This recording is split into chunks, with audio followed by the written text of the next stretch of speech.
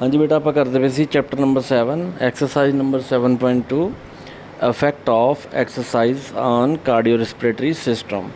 ਹੁਣ बेटा page number 231 ਤੇ ਆਪਾਂ ਆ ਗਏ ਹਾਂ। Cardiovascular and respiratory system intense exercise ਦੇ ਦੌਰਾਨ ਐਂਡ ਤੁਰੰਤ ਬਾਅਦ ਡਰਾਸਟਿਕ ਚੇਂਜਿਸ ਆਉਂਦੀਆਂ ਹਨ। ਐਕਸਰਸਾਈਜ਼ ਕਰਦੇ ਸਮੇਂ ਮਸਲ ਦੁਆਰਾ ਆਕਸੀਜਨ ਦੀ ਡਿਮਾਂਡ ਵੱਧ ਜਾਂਦੀ ਹੈ। ਇਸ ਡਿਮਾਂਡ ਨੂੰ ਫੁੱਲਫਿਲ ਕਰਨ ਲਈ ਕਾਰਡੀਓਵੈਸਕੂਲਰ ਐਂਡ ਰਿਸਪੀਰੇਟਰੀ ਸਿਸਟਮ ਦੁਆਰਾ ਕੁਝ short term and long term adaptations ਹੁੰਦੀਆਂ ਹਨ। हाँ जी बेटा, पहला पॉइंट हैगा increase in heart rate. Exercise short term effect विचों एक हार्ट रेट इंक्रीज़ होंदा है। Average heart beat 72 beat per minute है। हार्ट रेट इस तरह वधदी है। मैक्सिमम हार्ट रेट प्राप्त करन लई एक्सरसाइज करो। ਇਹ 220 ਬੀਟਸ ਪਰ ਮਿੰਟ ਤੱਕ ਵੱਧ ਜਾਂਦੀ ਹੈ। ਬੇਟਾ ਵੈਸੇ ਤਾਂ 72 ਹੁੰਦੀ ਹੈ ਬੀਟ ਆਪਣੀ ਹਾਰਟ ਬੀਟ, ਪਰ ਜਦੋਂ ਆਪਾਂ ਐਕਸਰਸਾਈਜ਼ ਕਰਦੇ ਆ ਇੰਟੈਂਸ ਐਕਸਰਸਾਈਜ਼ ਤੇ 220 ਤੱਕ ਜਾ ਵੜਦੀ ਹੈ, ਇਨਕਰੀਜ਼ ਹੋ ਜਾਂਦੀ ਹੈ। ਉਸ ਤੋਂ ਬਾਅਦ ਬੇਟਾ ਸੈਕਿੰਡ ਪੁਆਇੰਟ ਹੈਗਾ ਜੀ increase in stroke volume. Stroke volume left ventricle ਤੋਂ ਪਰ ਬੀਟ ਦੁਆਰਾ ਬਲੱਡ ਦੀ ਅਮਾਊਂਟ ਹੈ, ਮਤਲਬ ਜਿੰਨੀ ਅਮਾਊਂਟ 'ਚ ਬਲੱਡ ਲੈਂਦਾ ਵਾ ਉਸ ਨੂੰ ਕਹਿੰਦੇ ਆ। ਜਿਵੇਂ ਕਿ ਐਕਸਰਸਾਈਜ਼ ਦੀ ਇੰਟੈਂਸਿਟੀ ਵੱਧਦੀ ਹੈ ਉਸੇ ਤਰ੍ਹਾਂ ਸਟ੍ਰੋਕ ਵੋਲਿਊਮ ਵੀ ਵੱਧਦੀ ਹੈ। ਆਮ ਤੌਰ 'ਤੇ ਰੈਸਟ ਕਰਨ ਵਾਲੇ ਵਿਅਕਤੀ ਦੀ ਸਟ੍ਰੋਕ ਵੋਲਿਊਮ 50 to 70 ml ਪਰ ਬੀਟ ਹੁੰਦੀ ਹੈ। ਮਤਲਬ ਕਿ ਜਿਸ ਟਾਈਮ ਆਪਾਂ ਰੈਸਟ 'ਚ ਹੁੰਦੇ ਹਾਂ, ਆਪਾਂ ਜ਼ਿਆਦਾ ਕੰਮ ਨਹੀਂ ਕਰ ਰਹੇ ਹੁੰਦੇ, 50 ml to 70 ml ਪਰ ਬੀਟ ਬਲੱਡ ਇੱਕ ਬੀਟ 'ਚ ਜਾਂਦਾ ਵਾ। ਐਕਸਰਸਾਈਜ਼ ਦੌਰਾਨ ਇਹ ਇਨਕਰੀਜ਼ ਹੋ ਜਾਂਦੀ ਹੈ, ਇਹ 110 ਤੋਂ 130 ml ਪਰ ਬੀਟ ਤੇ ਚਲੇ ਜਾਂਦੀ ਹੈ। ਇਸ ਤਰ੍ਹਾਂ ਬੀਟ ਦੁਆਰਾ ਲੈਫਟ ਵੈਂਟਰੀਕਲ ਤੋਂ ਬਲੱਡ ਦੀ ਅਮਾਊਂਟ ਐਕਸਰਸਾਈਜ਼ ਦੌਰਾਨ ਪਰ ਬੀਟ 80 ml ਤੱਕ ਵੱਧ ਸਕਦੀ ਹੈ। ਇਹ ਹਾਈ ਇੰਟੈਂਸਿਟੀ ਐਕਸਰਸਾਈਜ਼ ਦੌਰਾਨ 220 ml ਪਰ ਬੀਟ ਤੱਕ ਪਹੁੰਚ ਜਾਂਦੀ ਹੈ। ਮਤਲਬ ਕਿ ਜਿਹੜੀ ਨਾਰਮਲ ਹੁੰਦੀ ਹੈ 40, ਐਕਸਰਸਾਈਜ਼ 'ਚ ਆਪਾਂ 80 ਤੋਂ ਲੈ ਕੇ 220 ਤੱਕ ਇਹ ਪਹੁੰਚ ਸਕਦੀ ਆ। ਉਸ ਤੋਂ ਬਾਅਦ ਬੇਟਾ ਤੀਸਰਾ ਪੁਆਇੰਟ ਹੈਗਾ increase in cardiac output. Cardiac output heart ਦੇ 1 ਮਿੰਟ ਦੇ ਪੀਰੀਅਡ ਵਿੱਚ ਬਲੱਡ ਨੂੰ ਪੰਪ ਕਰਦੀ ਹੈ। ਇਹ ਸਟ੍ਰੋਕ ਵੋਲੀਅਮ ਅਤੇ ਹਾਰਟ ਰੇਟ ਦਾ ਪ੍ਰੋਡਕਟ ਹੈ। ਇਹ ਸਧਾਰਨ 50 ਲੀਟਰ ਪ੍ਰਤੀ ਮਿੰਟ ਪਰ ਮਿੰਟ ਤੋਂ ਵਧਾ ਕੇ 40 ਲੀਟਰ ਪ੍ਰਤੀ ਮਿੰਟ ਤੱਕ ਸਟ੍ਰੀਮਿਊਸ ਐਕਸਰਸਾਈਜ਼ ਦੌਰਾਨ ਹੁੰਦਾ ਹੈ। ਮਤਲਬ ਕਿ ਬੇਟਾ ਇਹ ਵੈਸੇ ਤਾਂ 40 ਲੀਟਰ ਤੱਕ ਵੱਧ ਜਾਂਦੀ ਹੈ। ਨੋਰਮਲੀ ਇਹ 5 ਲੀਟਰ ਹੁੰਦੀ ਆ, ਵੱਧ ਤੋਂ ਵੱਧ 40 ਲੀਟਰ ਤੱਕ ਇਹ ਚਲੀ ਜਾਂਦੀ ਆ। ਨੈਕਸਟ ਆ ਗਿਆ ਬੇਟਾ ਜੀ ਰੀਡਿਸਟ੍ਰੀਬਿਊਸ਼ਨ ਆਫ ਬਲੱਡ ਫਲੋ। ਮਸਲ ਨੂੰ ਬਾਡੀ ਵਿੱਚ ਬਲੱਡ ਦੀ ਟੋਟਲ ਅਮਾਊਂਟ ਵਿੱਚੋਂ ਸਿਰਫ 15 to 20% ਦੀ ਜ਼ਰੂਰਤ ਹੁੰਦੀ ਹੈ। ਐਕਸਰਸਾਈਜ਼ ਦੌਰਾਨ ਹਾਰਡ ਵਰਕਿੰਗ ਮਸਲ 80% ਤੱਕ ਕਾਰਡੀਓਵੈਸਕੂਲਰ ਸਿਸਟਮ ਤੋਂ ਵਧੇਰੇ ਆਕਸੀਜਨ ਦੀ ਡਿਮਾਂਡ ਕਰਦੇ ਹਨ। ਇਸ ਦੇ ਜਵਾਬ ਵਿੱਚ blood digestive organs kidney liver ਤੋਂ ਦੂਰ ਕਰ ਦਿੱਤਾ ਜਾਂਦਾ, ਮਤਲਬ ਕਿ ਇਹਨਾਂ ਨੂੰ ਬਲੱਡ ਜ਼ਿਆਦਾ ਨਹੀਂ ਭੇਜਦੇ ਗੇ ਅਤੇ ਸਕੈਲੇਟਲ ਮਸਲ ਵੱਲ ਭੇਜਿਆ ਜਾਂਦਾ ਹੈ। ਸਕਿਨ ਵਿੱਚ ਬਲੱਡ ਫਲੋ ਵੀ ਇਨਕਰੀਜ਼ ਹੁੰਦਾ ਹੈ। ਨੈਕਸਟ ਪੁਆਇੰਟ ਹੈਗਾ ਜੀ blood vessel expand at the skin surface. Skin the serving ਕਰਨ ਵਾਲੀਆਂ ਬਲੱਡ ਵੈਸਲਸ ਐਕਸਪੈਂਡ ਹੁੰਦੀਆਂ ਹਨ ਤਾਂ ਜੋ ਬਾਡੀ ਦੀ ਸਰਫਸ 'ਤੇ ਵਧੇਰੇ ਬਲੱਡ ਨੂੰ ਹੀਟ ਰਿਲੀਜ਼ ਹੋ ਸਕੇ, ਜਿਸ ਨਾਲ ਸਕਿਨ ਰੈਡਿਸ਼ ਹੋ ਜਾਂਦੀ ਹੈ। ਇਹ ਐਕਸਰਸਾਈਜ਼ ਦੇ ਦੌਰਾਨ ਬਲੱਡ ਨੂੰ ਕੂਲ ਕਰਨ ਵਿੱਚ ਹੈਲਪ ਕਰਦੀ ਹੈ। ਨੈਕਸਟ ਪੁਆਇੰਟ ਹੈਗਾ ਜੀ increase in blood pressure. Blood pressure artery ਦੇ ਅੰਦਰ ਬਲੱਡ ਨੂੰ ਪ੍ਰੈਸ਼ਰ ਹੁੰਦਾ ਹੈ। ਇਹ ਮੁੱਖ ਤੌਰ 'ਤੇ ਹਾਰਟ ਦੀਆਂ ਮਸਲ ਦਾ ਕੰਟਰੈਕਸ਼ਨ ਦੁਆਰਾ ਪੈਦਾ ਹੁੰਦਾ ਹੈ। Normal blood pressure the range 120 to 80 mmHg ਹੁੰਦੀ ਹੈ, ਪਰ 140 to 90 mmHg ਤੱਕ ਨਾਰਮਲ ਮੰਨੀ ਜਾਂਦੀ ਹੈ। ਜਿੱਥੇ 120 ਤੋਂ 140 mmHg ਸਾਈਟੋਲਿਕ ਬਲੱਡ ਪ੍ਰੈਸ਼ਰ ਹੈ। ਹੁਣ ਯਾਦ ਰੱਖਿਓ ਜੇ 120 ਤੋਂ 140 ਇਹ ਸਾਈਟੋਲਿਕ ਹੁੰਦਾ ਵਾ, 80 ਤੋਂ 90 ਇਹ ਡਾਇਸਟੋਲਿਕ ਬਲੱਡ ਪ੍ਰੈਸ਼ਰ ਹੁੰਦਾ ਵਾ। ਇਹ MCQs ਵੀ ਆ ਸਕਦਾ ਬੇਟਾ। ਐਕਸਰਸਾਈਜ਼ ਦੇ ਦੌਰਾਨ ਸਿਸਟੋਲਿਕ BP 200 mm ਤੱਕ ਵੱਧ ਸਕਦਾ ਹੈ, पर डायस्टोलिक BP आम तौर पर इंटेंसिव एक्सरसाइज दौरान नहीं बदलता। जे मेरा एक्सरसाइज करते हैं वो की होंदा वा अपना BP ज़्यादा वध सकता वा। नैक्सट आ गया बेटा जी long term effect.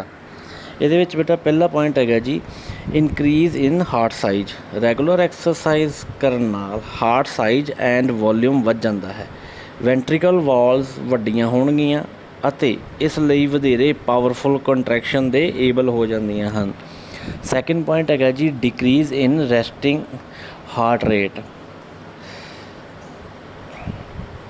Regular exercise ਕਰਨ ਨਾਲ ਹਾਰਟ ਵਧੇਰੇ ਐਫੀਸ਼ੀਐਂਟ ਹੋ ਜਾਂਦਾ ਹੈ। ਐਕਸਰਸਾਈਜ਼ ਕਰਨ ਨਾਲ ਕਾਰਡੀਓਵੈਸਕੂਲਰ ਸਿਸਟਮ ਨੂੰ ਬਹੁਤ ਕੰਮ ਕਰਨਾ ਪੈਂਦਾ ਹੈ।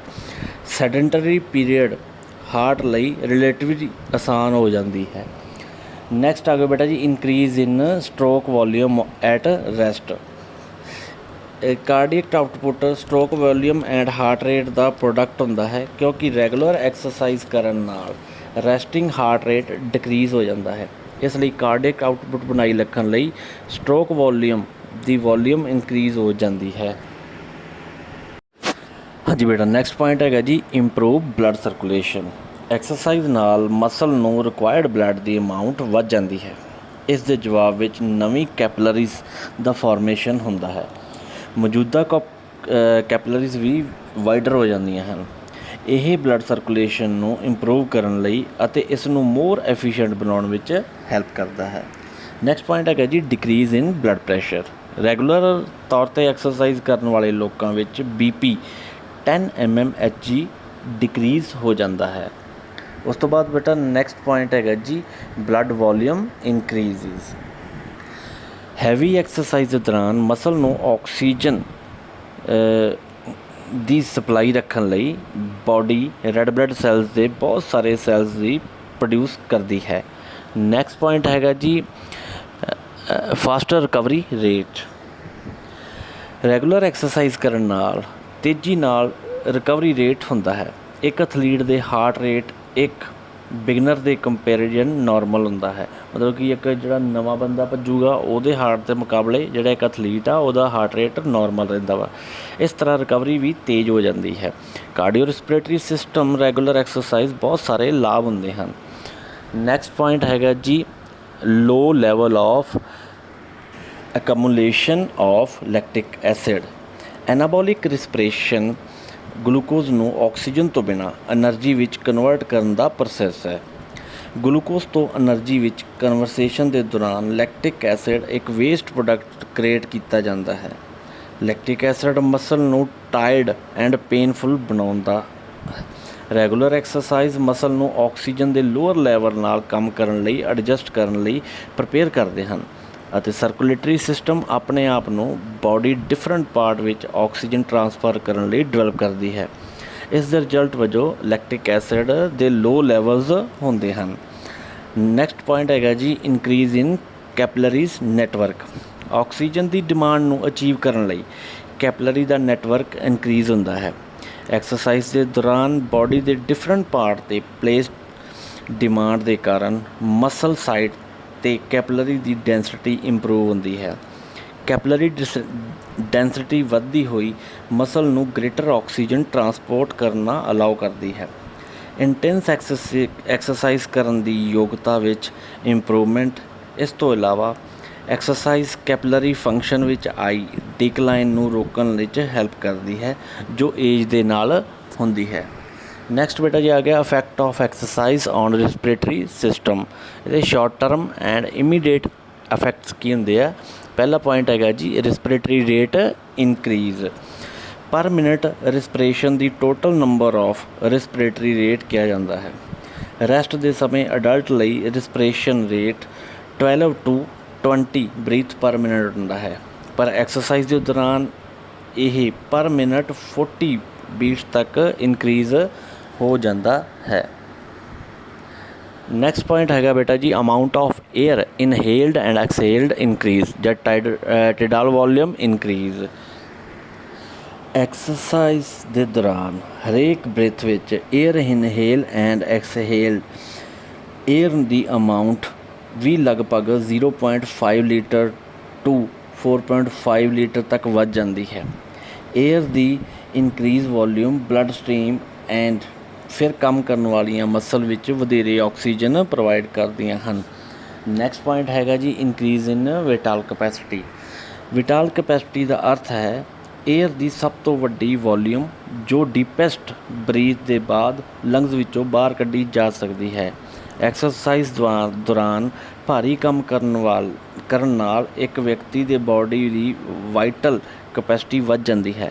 ਵਾਈਟਲ ਕਪੈਸਿਟੀ ਰੈਗੂਲਰ ਐਕਸਰਸਾਈਜ਼ ਕਰਨ ਨਾਲ 5500 ਸੀਸੀ ਤੱਕ ਦੇ ਨੋਰਮਲ ਵੈਲਿਊ ਤੋਂ 3500 ਤੋਂ 4500 ਸੀਸੀ ਤੱਕ ਵੱਧ ਜਾਂਦੀ ਹੈ।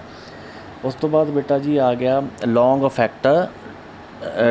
Term effects. ਪਹਿਲਾ ਪੁਆਇੰਟ ਹੈਗਾ ਜੀ effects on factors of respiratory process.